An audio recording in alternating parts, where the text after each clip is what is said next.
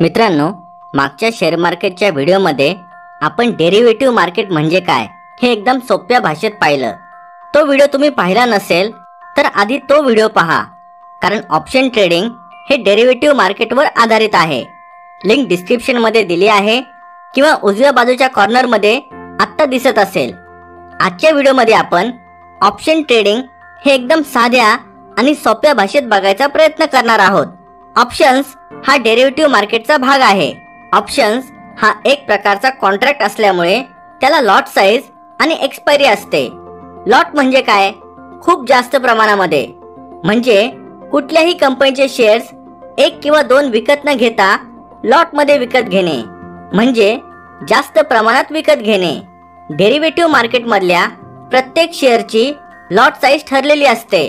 जसे की SBI ची लॉट साइज 3000 आहे, रिलायन्स ची लॉट साइज 250 आहे, निफ्टी ची लॉट साइज 75 आहे। अशा प्रकारे प्रत्येक शेअरची लॉट साइज ही ठरलेली असते। आपण एक किंवा अनेक लॉट्स ऑप्शन्स मध्ये विकत घेऊ शकतो। एक्सपायरीचा अर्थ होतो समाप्ती। इथे ऑप्शन्स मध्ये कसली समाप्ती? तर ऑप्शन कॉन्ट्रॅक्टची समाप्ती, म्हणजे आपण घेतलेल्या शेअरचा लॉट जास्तीत जास्त ज्या तारखेपर्यंत आपल्याकडे ठेवू शकतो ती तारीख। इथे कंपनीच्या शेअरच्या लॉटची कमीत कमी एक्सपायरी ही 1 महिना असते आणि जास्तीत जास्त 3 महिन्यांची असते। इंडेक्सच्या लॉटची एक्सपायरी ही शेअरच्या लॉटच्या एक्सपायरी पेक्षा थोडी वेगळी असते।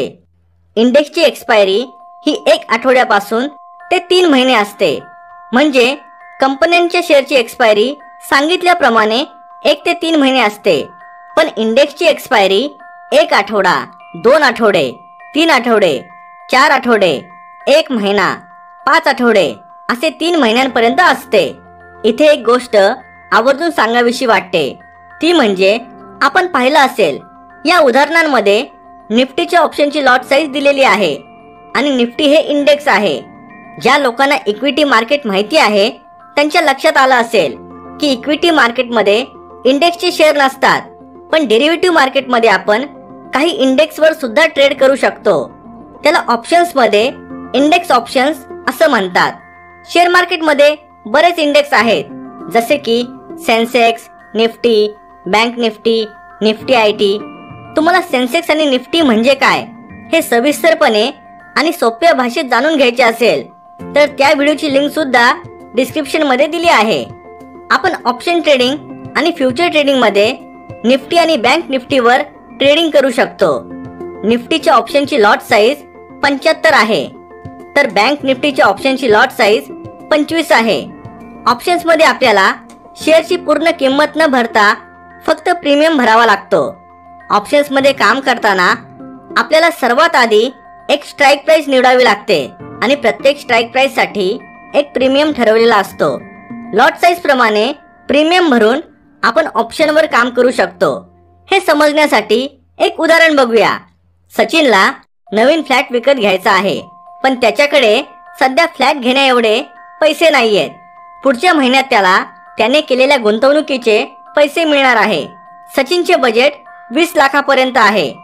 सचिन पेपरमध्ये बातमी वाचतो, त्याच्या बजेट मधले घर त्याला पाहिजे त्या ठिकाणी बरोबर 20 लाखात मिळत आहे, पण ही 20 लाखाची ऑफर फक्त आजपर्यंत आहे। उद्यापासून किमती वाढणार आहेत। सचिन फ्लॅट एजंटला जाऊन भेटतो आणि त्याला सर्व हकीकत सांगतो। अशा वेळी एजंट त्याला एक ऑप्शन देतो की आता फक्त 5000 रुपये देऊन तुम्ही फ्लॅटची टोकन अमाउंट भरा आणि बुकिंग निश्चित करा। पुढच्या महिन्यात 20 लाख रुपये भरून फ्लॅट तुमच्या नावावर करून घेऊ शकता।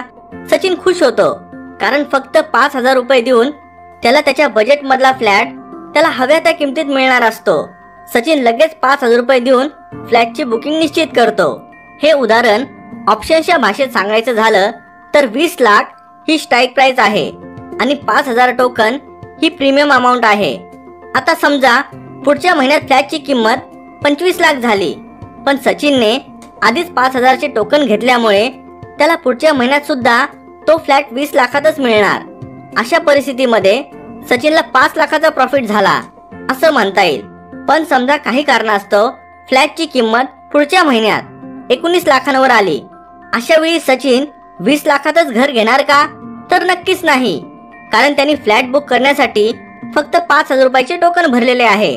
इथे त्याला फक्त 5,000 रुपयांचा लॉस सहन करावा लागणार आहे, कारण नवीन बुकिंग करून तोच फ्लॅट त्याला 19 लाखात मिळणार आहे. म्हणजे ते 5,000 सोडले तर सचिनला तो फ्लॅट 95,000 रुपयांनी स्वस्त मिळणार आहे. आता इथे पाहिले तर लॉस हा मर्यादित 5,000 रुपयांचा आहे आणि प्रॉफिट अमर्यादित आहे. अशा प्रकारे डेरिव्हेटिव्ह ऑप्शन मध्ये आपण कमी पैशांमध्ये जास्तीत जास्त प्रॉफिट कमवू शकतो, तेही कमी रिस्क घेऊन. अजून व्यवस्थित समजण्यासाठी एक टेक्निकल उदाहरण बघूया.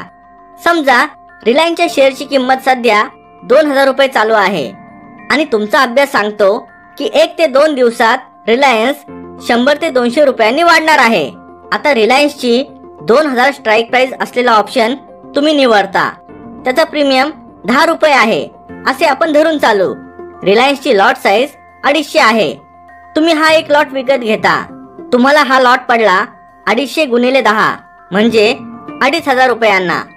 आता रिलायन्सचा शेअर जेव्हा 2,000 वरून 2,200 वर जाईल तेव्हा 10 रुपयाला घेतलेल्या प्रीमियमची किंमत सुद्धा 210 पर्यंत जाईल असे आपण गृहीत धरूया.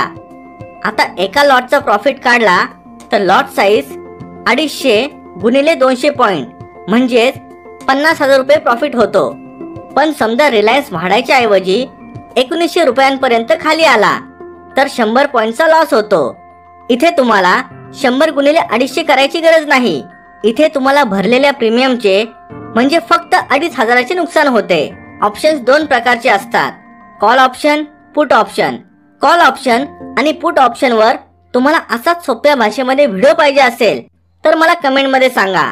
कमी बजेट असणाऱ्या ट्रेडर्ससाठी ऑप्शन ट्रेडिंग हा उत्तम पर्याय मानला जातो, कारण महागातले महाग शेअर सुद्धा कमी प्रीमियम देऊन ऑप्शन्स मध्ये विकत घेता येतात. मित्रांनो, तुम्हाला शेअर मार्केटच्या कोणत्या विषयावर व्हिडिओ पाहायला आवडेल मला कमेंट मध्ये सांगा. व्हिडिओ आवडला